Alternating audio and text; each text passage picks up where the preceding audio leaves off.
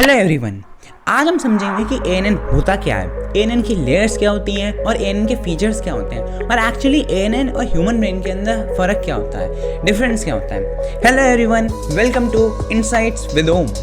तो सबसे पहले हम समझते हैं न्यूरल नेटवर्क्स क्या होते हैं। सबसे पहले आपने कभी सोचा है कि आखिर हमारा ब्रेन काम कैसे करता है, हम चीज़ों को डिटेक्ट कैसे करते हैं और जो हमारी मेमोरी है वो काम कैसे करती है। चलो समझते हैं। सबसे पहले जो हमारा न्यूरल नेटवर्क होता है ना, वो एक सिस्टम होता है। क्या सिस्टम कैसा? वो एक सिस्टम होता है ऑर्गेनाइज करने का, और ऑर्गेनाइज क्या करता है? मशीन लर्निंग एल्गोरिथम्स को। यानी कि हम कह सकते हैं हमारा न्यूरल नेटवर्क एक सिस्टम है जो कि ऑर्गेनाइज करता है मशीन लर्निंग एल्गोरिथम्स को। अच्छा, अब इसकी खास बात क्या होती है? इससे ना एक फास्ट और एफिशिएंट में डेवलप होता है प्रॉब्लम्स को सॉल्व करने का। न्यूरल नेटवर्क्स ना हमें हेल्प करते हैं फास्ट और एफिशिएंट तरीके से हमारी प्रॉब्लम्स को सॉल्व करने का। ठीक है, अब न्यूरल नेटवर्क की परफॉर्मेंस डिपेंड कैसे करती है भाई? न्यूरल नेटवर्क की परफॉर्मेंस को अगर मुझे इंक्रीज़ करना है, डिक्रीज़ करना है, तो हम कर कैसे सकते हैं? एक्चुअली अमाउंट ऑफ डेटा से। मान लो अगर मैंने न्यूरल नेटवर्क के अंदर डेटा थोड़ा अच्छा अमाउंट में डाला है तो उसकी परफॉर्मेंस ऑटोमेटिकली इंक्रीज़ हो जाएगी। यानी कि मैं कह सकता हूँ कि न्यूरल नेटवर्क की जो परफॉर्मेंस है वो डिपेंड करती है उसके साइज़ ऑफ डेटा के ऊपर। ठीक है, अब डेटा हमारा जो होना चाहिए ना, वो ऑथेंटिक और रिलेवेंट होना चाहिए। मान लो अगर मैं एक स्कूल का प्रोजेक्ट बना रहा हूँ तो उसमें मैं स्टडीज़ के ऊपर, सब्जेक्ट्स के ऊपर ना डेटा डालूंगा ना, मैं उस पर कोई ऐसा इररिलेवेंट डेटा नहीं डालूंगा जो मेरे प्रोजेक्ट के लिए ऑथेंटिक नहीं है, यूज़फुल नहीं है। ठीक है, अब हमने न्यूरल नेटवर्क्स तो समझ लिया। अब हम समझते हैं न्यूरल नेटवर्क्स की 3 लेयर्स क्या होती हैं। जो हमारी सबसे पहली लेयर होती है ना, वो होती है इनपुट लेयर। ठीक है, अब इनपुट लेयर के बारे में समझते हैं। इनपुट लेयर हमारी पहली लेयर ऑफ न्यूरल नेटवर्क होती है। ठीक है, तो इनपुट लेयर को आप कह सकते हो first layer of neural network. अब इनपुट लेयर को हम साथ ही साथ विजिबल लेयर भी कहते हैं, क्योंकि ये जो विजिबल लेयर है ना, इनपुट लेयर, ये यूज़र को दिखाई देती है। ठीक है, अब इनपुट लेयर का काम क्या होता है भाई, इसे समझते हैं। एक्चुअली इनपुट लेयर क्या करती है? एक्वायर करती है डेटा को और फीड करती है हमारे आर्टिफिशियल न्यूरल नेटवर्क्स यानी ANN के अंदर। यानी कि इनपुट लेयर का काम है डेटा को एक्वायर करना और उसे ANN के अंदर फीड करना। अब सबसे मेन बात जो कि है कि इनपुट लेयर के अंदर कोई भी प्रोसेसिंग नहीं होती, इसका काम खाली सिंपल सा है, डेटा एक्वायर करना, फीड करना ANN के अंदर। ठीक है, अब ये डेटा को एक्वायर किस फॉर्म में करती है? एक्चुअली इनपुट लेयर डेटा को इमेज की फॉर्म में, वीडियो की फॉर्म में, ऑडियो की फॉर्म में, पिक्सल्स की फॉर्म में एक्वायर करती है और ANN के अंदर फीड करती है। ठीक है, तो हमने पहली लेयर इनपुट लेयर तो समझ ली। अब हम समझते हैं ANN की दूसरी लेयर जो कि है हिडन लेयर। ठीक है,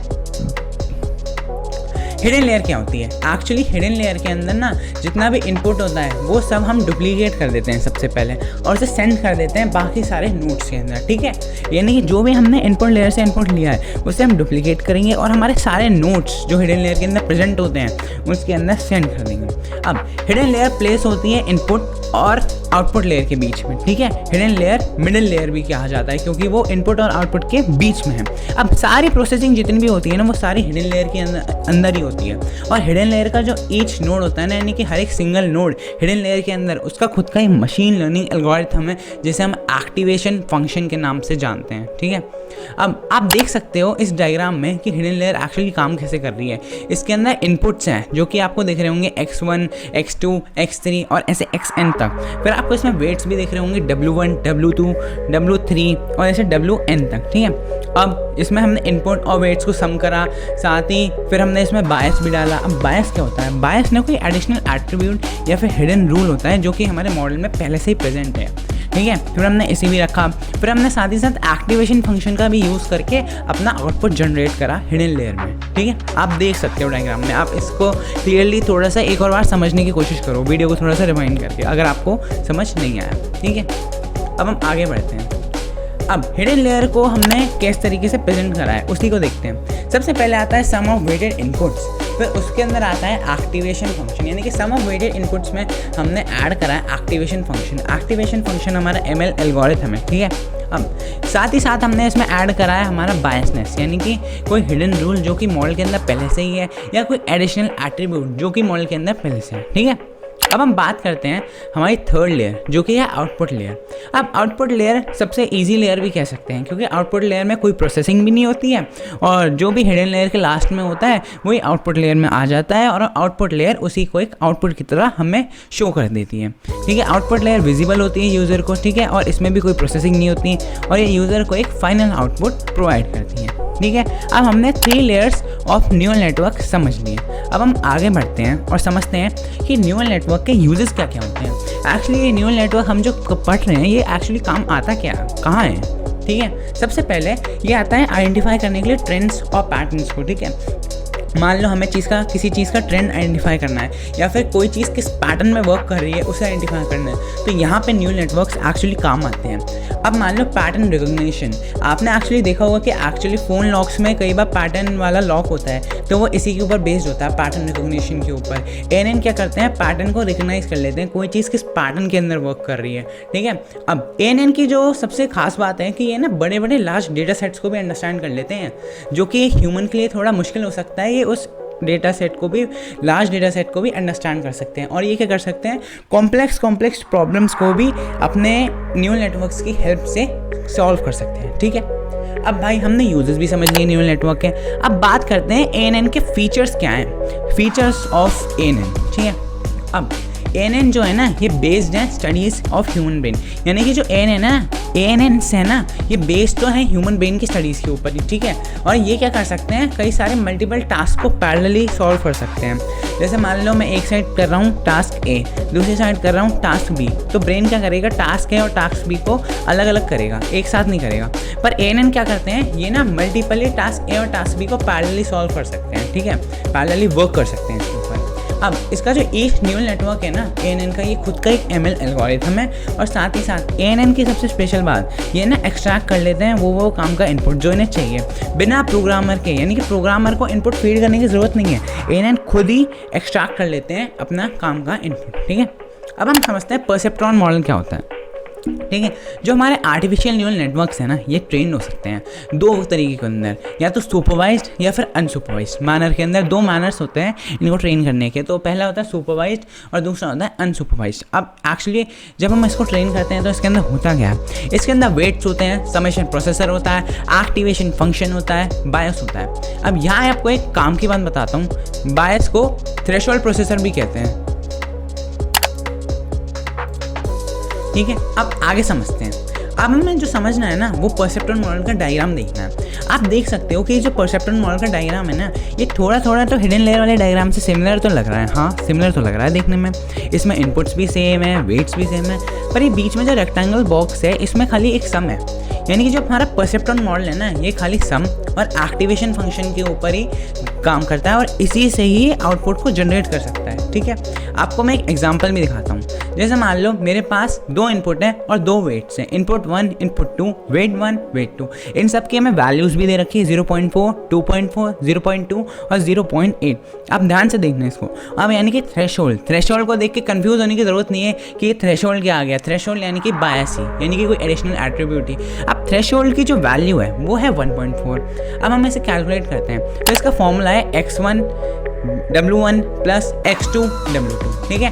x1 यानी कि इनपुट 1, W1 यानी कि वेट 1, x2 यानी कि इनपुट 2, W2 यानी कि वेट 2, ठीक है। अब इसको हमने कैलकुलेट करा तो इसकी जो वैल्यू आ रही है ये आ रही है 2। अब हमने देखा कि ये जो न्यूरॉन है ना ये फायर हो जाएगा, ये वर्क हो जाएगा, क्योंकि क्या है इसकी वैल्यू आ रही है 2 और टोटल इनपुट जो कि हमारा थ्रेशोल्ड है उससे तो हाई आ रही है ना, 2 जो है बड़ा है ना 1.4 से, तो ये न्यूरॉन जो है फायर हो जाएगा, ठीक है।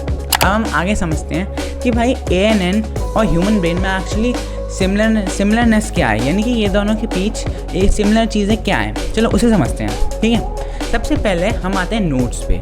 नोट्स न्यूरॉन से सिमिलर है, ठीक है। मैं आपको एक एक का मीनिंग भी बताऊंगा। पहले हम ऐसा करते हैं, इनको ना सिमिलरनेस प्रूव करते हैं। अब वेटेड इनपुट्स डेंड्राइट से सिमिलर है जो हमारे ह्यूमन ब्रेन में, एक्टिवेशन फंक्शन सेल बॉडी से सिमिलर है और आउटपुट एक्सॉन से सिमिलर है, ठीक है। अब सबसे पहले हम समझते हैं नोट्स को। अब जो नोट्स हैं ये सिमिलर है न्यूरॉन्स के, ठीक है, और जो वेटेड इनपुट्स हैं ये सिमिलर है डेंड्राइट्स के। अब वेटेड इनपुट्स यानी कि जो हमने इनपुट लिया है वो डेंड्राइट के सिमिलर है। अब डेंड्राइट क्या होता है, डेंड्राइट एक्चुअली ना एक ब्रांच लाइक स्ट्रक्चर होता है जो कि रिस्पॉन्सिबल होता है सिग्नल्स को रिसीव करने के लिए। ब्रेन के अंदर जो न्यूरॉन्स है ना तो उसमें से सिग्नल्स को रिसीव करने के लिए जो रिस्पॉन्सिबल होता है वो होता है डेंड्राइट, ठीक है। अब समझते हैं एक्टिवेशन फंक्शन। एक्टिवेशन फंक्शन हमने पढ़ा था कि एक एमएल एल्गोरिथम होता है और ये हमने किसके इक्वल देखा है, सेल बॉडी यानी कि सोमा के।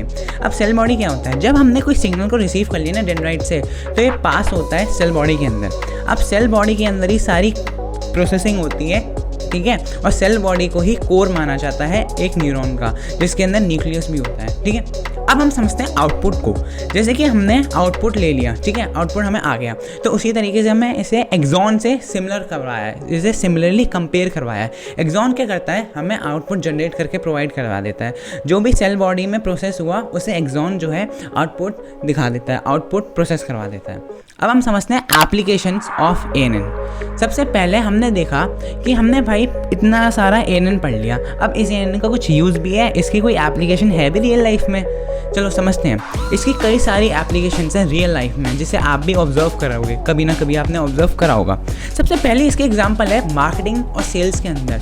ANN क्या करते हैं, मार्केटिंग और सेल्स को कई सारी इम्प्रूव कर सकते हैं कई तरीके से। जैसे ये ना सेंटीमेंट आइडेंटिफाई कर लेते हैं कि मार्केट में एक्चुअली चल क्या रहा है, सेंटीमेंट चल क्या रहा है, तो उस तरीके से ये अपनी मार्केटिंग को इम्प्रूव कर सकते हैं, अपनी सेल्स को इम्प्रूव कर सकते हैं। दूसरा इसका है स्पीच रिकॉग्निशन। अब जैसे मान लो मैंने अपनी स्पीच यानी कि अपनी आवाज़ को रिकॉर्ड करा और एक ANN के मॉडल को अपनी आवाज़ से ट्रेन करा, तो अब जब भी मैं बोलूँगा ना, तो जो वो है मेरा मॉडल वो उसे डिटेक्ट कर लेगा, ठीक है। अब हम बात करते हैं फेशियल रिकॉग्निशन की। फेशियल रिकॉग्निशन से तो आप लोग बहुत सिमिलर हो गए। जो हमारा फ़ोन में फेस लॉक होता है वो कैसे काम करता है, वो एक्चुअली फेशियल रिकॉग्निशन के ऊपर ही काम करता है। जो हमारा मॉडल है उसने हमारा फेस रिकॉग्नाइज कर लिया होता है, जिसकी वजह से वो हमारे फेस को क्या आइडेंटिफाई कर सकता है, उसी की वजह से हमारा फ़ोन जो है अनलॉक होता है। अब लास्ट एप्लीकेशन जो अभी इसमें है वो है self driving cars. Self driving cars, अब ANN सेल्फ ड्राइविंग कार्स में यूज़ कैसे होता है, एक्चुअली ना सेल्फ ड्राइविंग कार्स को ना पूरे न्यूरल नेटवर्क से ट्रेन कर दिया जाता है कि कहाँ जाना है, कहाँ नहीं जाना, ट्रैफिक रूल्स क्या हैं, रेगुलेशंस क्या हैं, उस सब से इसको ट्रेन कर दिया जाता है ANN के मॉडल से। अब थैंक यू। अगर आपको ये वीडियो पसंद आई हो, हमने इसमें पूरा ANN को कवर करा, ANN की कई नई चीज़ों को एक्सप्लोर करा, सीखा, ठीक है। अगर आपको ये वीडियो पसंद आई हो तो इस चैनल को लाइक करना, सब्सक्राइब करना और शेयर करना वीडियो को, ताकि आपको ऐसी वैल्यूएबल इंसाइट्स मिलती रहें और आप नॉलेजफुल बने रहें।